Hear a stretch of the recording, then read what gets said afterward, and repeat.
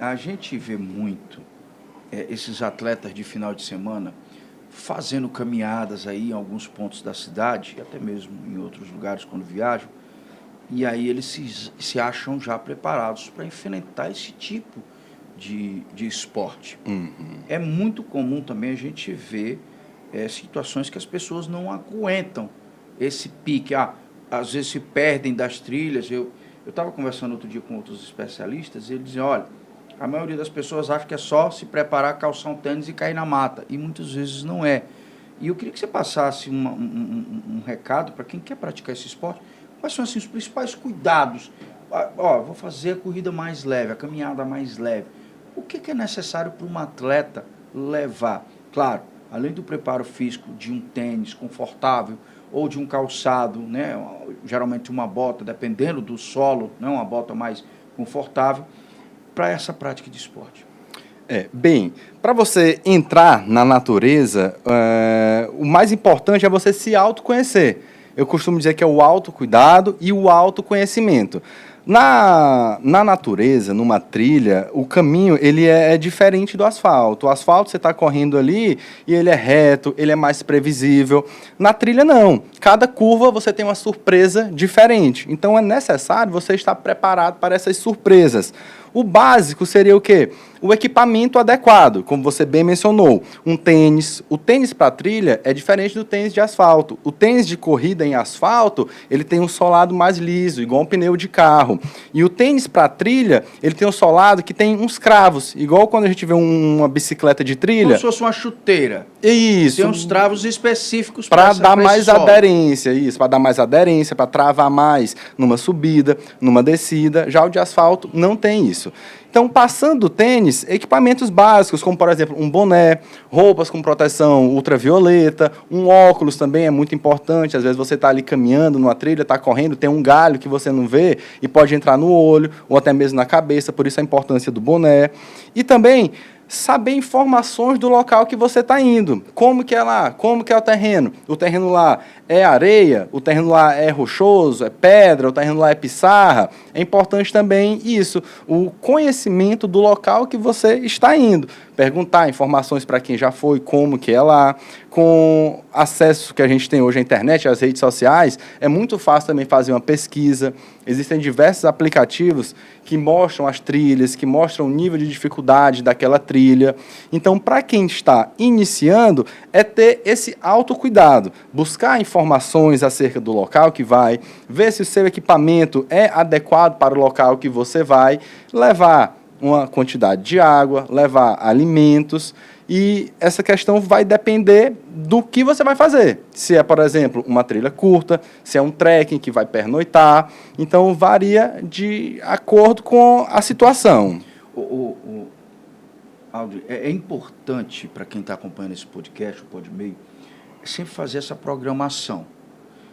Entrar, e existem equipes como a sua, especialistas em já saber aquela trilha, já saber o nível de dificuldade.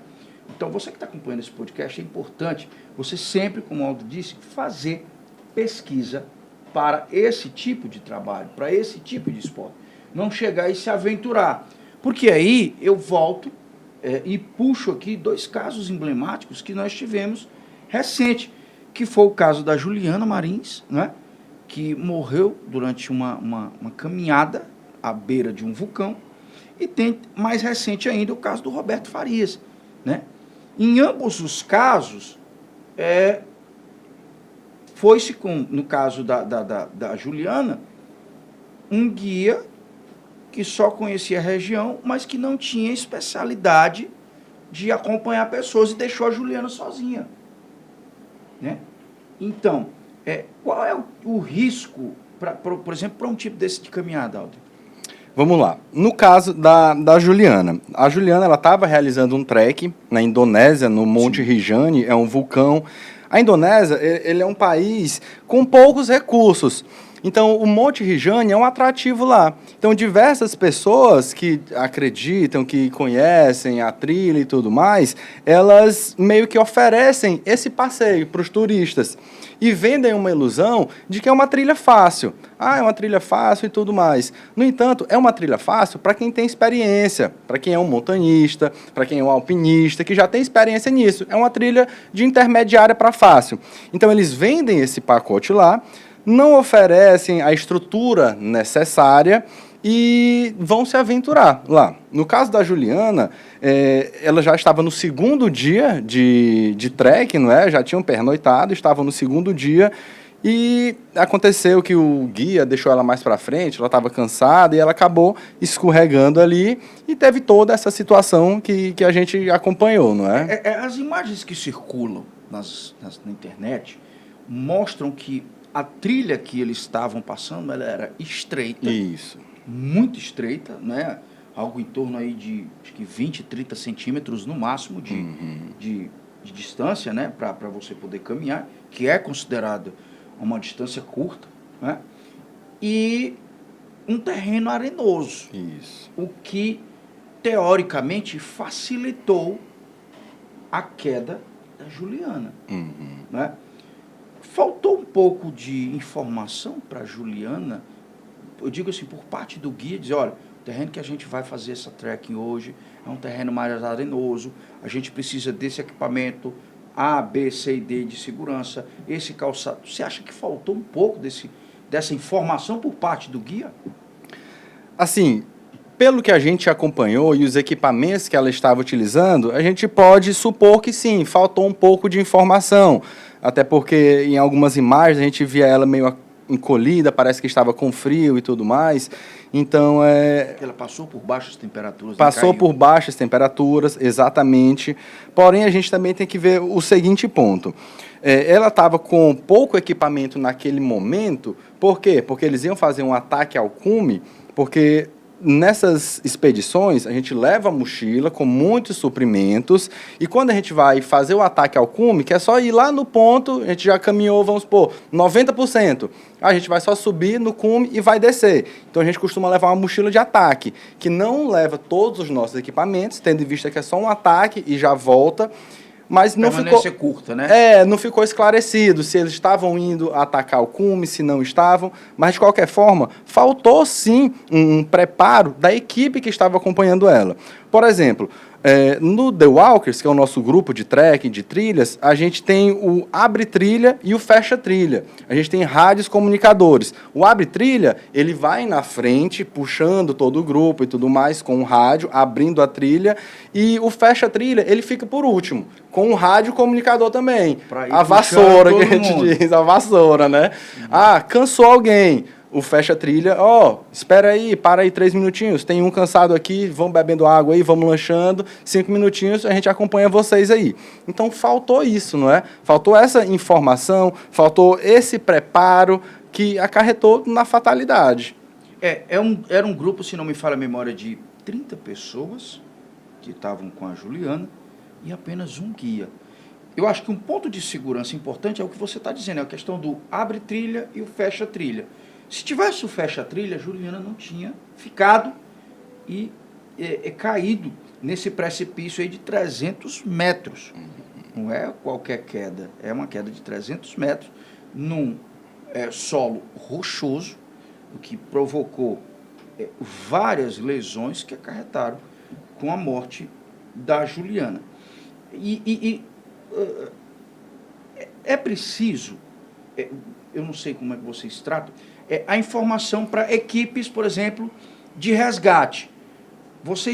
Quando vocês preparam uma trilha dessa, é importante você, por exemplo, comunicar, por exemplo, corpo de bombeiros ou alguém de uma equipe de resgate da região, dizer, olha, eu estou levando tantas pessoas para essa trilha e a gente vai caminhar de ponto A ao ponto B, é uma caminhada que pode durar aí, sei lá, 2 horas, 3 horas.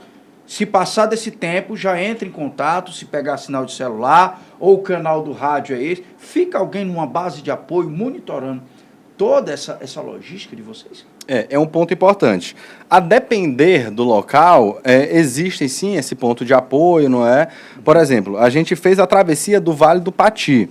O Vale do Pati é eleito o trek mais bonito do Brasil. Então lá, na Chapada Diamantina, em meio à Chapada, a gente entra no vale, chega lá a 1.600, 1.700 metros de altitude, vamos lá também até praticamente a altura do mar. E lá, o que é que a gente fez? O nível do mar. E lá, o que é que a gente fez? A pousada que a gente ficou, antes de iniciar o trekking, nós temos os rádios comunicadores, perguntamos qual era a frequência que eles utilizavam, para a gente sempre deixar o rádio naquela frequência. Falamos, sim, o nosso planejamento, nós vamos iniciar dia tal, no primeiro dia vamos pernoitar no local tal, no segundo dia vamos sair do local tal, vamos até o local tal, e qualquer emergência a gente vai entrar em contato no rádio. A gente deixou na frequência já correta e realizamos a trilha e tudo mais. No finalzinho, sempre tem imprevistos, não é? Então, no finalzinho, a gente conseguiu contato com a pousada, porque ele ia fazer o resgate nosso lá no pezinho da montanha, não é? Para levar de volta a pousada. Então, é importante isso. A depender do local que você vai, nesse, por exemplo, a gente tinha essa questão do rádio. Do rádio comunicador. Ainda tem um detalhe, não é qualquer rádio, são rádios de longo alcance. Porque não é aquele walkie-talkie que você compra em qualquer loja de brinquedo, que você anda aí 300, 400 metros e o sinal dele. Não, nós estamos falando de um equipamento de um alto alcance, para qualquer eventualidade você está numa frequência que tem lá um suporte de saúde, um suporte técnico de resgate, o corpo de bombeiros, enfim, uma série de coisas, né? E aí, em locais onde a gente não tem essa questão do rádio para se comunicar, existem aplicativos que fazem esse rastreio seu. O Strava, por exemplo, que é um aplicativo muito utilizado pelos corredores, o mais utilizado, na verdade, para marcar os treinos, marcar a distância, quilometragem, tudo, ele tem uma opção em que você compartilha em tempo real a sua rota, com quem você escolher ali. Tem um contato ali no WhatsApp, você encaminha, olha, estou fazendo essa trilha aqui, e você está fazendo a trilha e está sendo transmitido para essa pessoa também. Então, é uma opção também. É como se fosse, hoje, nos aplicativos de carro, você entra e compartilha a sua corrida. É o mesmo sistema, não é? Exatamente. Até para facilitar a questão do resgate. Isso. Aldrinha, e a gente teve outro caso também, que foi muito, e foi recente, que foi a história do Roberto Farias, que ele foi esquecido, né? Passou aí 5 dias desaparecido, porque a equipe esqueceu ele. E aí ele, enfim, até então não se sabe o que motivou esse esquecimento. Se foi ele que parou para descansar, ou foi ele que parou para fazer uma foto. Como é que vocês fazem essa orientação para a equipe? Por exemplo, nós vamos fazer uma caminhada, em tal ponto nós vamos parar para fotos, ou se alguém quiser fazer foto, para. Como é que é tratado isso? Tem regras? Ou a pessoa... porque assim, nós estamos tratando de gente. Então, o ser humano, ele é imprevisível. Você se orienta e tal, mas ele... a foto tem um passarinho, aí para aqui para fazer essa foto, e aí a turma vai embora. Graças a Deus, você trabalha com o abre trilha e o fecha trilha, mas assim... Qual é a orientação que você dá para esse tipo de atleta que tenta desobedecer ou burlar essas regras de trilha? Aí já entra a questão da imprudência, não é?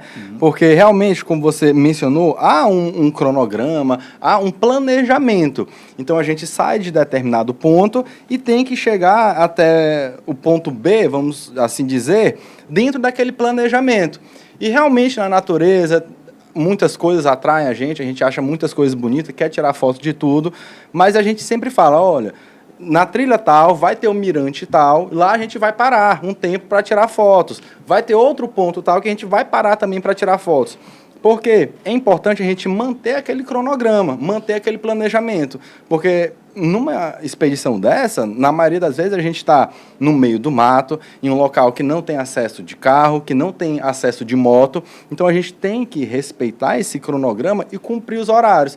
Vamos iniciar a caminhada 7 horas da manhã. Se a gente iniciar a caminhada às 7 horas da manhã, seguir esse cronograma, vai ter o horário para almoço no horário tal, vai ter uma parada para lanche no horário tal. A gente vai chegar para pernoitar no local tal no horário tal. Então, se a gente não respeitar esse cronograma, às vezes a gente acaba atrasando para chegar naquele ponto final, o que gera preocupação de quem a gente deixou avisado lá. Nós vamos chegar às 7 horas e chega 10, 11, gera uma preocupação. Familiares, que às vezes a gente comunica, o roteiro também gera essa preocupação. Então, é importante respeitar, se atentar a esses pontos, não é?